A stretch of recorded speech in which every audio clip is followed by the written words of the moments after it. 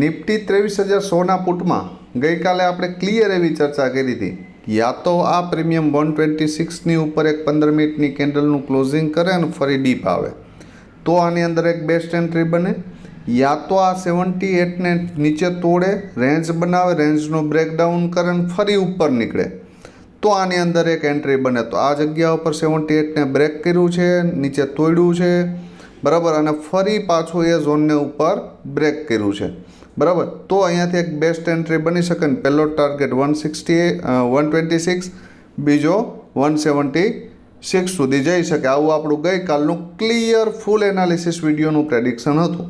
તો 78ની ઉપર મસ્ત મજાની એક સ્ટ્રોંગ કેન્ડલ ફરી પાછી ક્લોઝ પણ કરી, બ્રેકડાઉન કર્યા પછી, અને પછી એક સરસ મજાની પુલબેક કેન્ડલ આપી અને ત્યાંથી લગભગ આ પ્રીમિયમ 125 સુધી ગયું.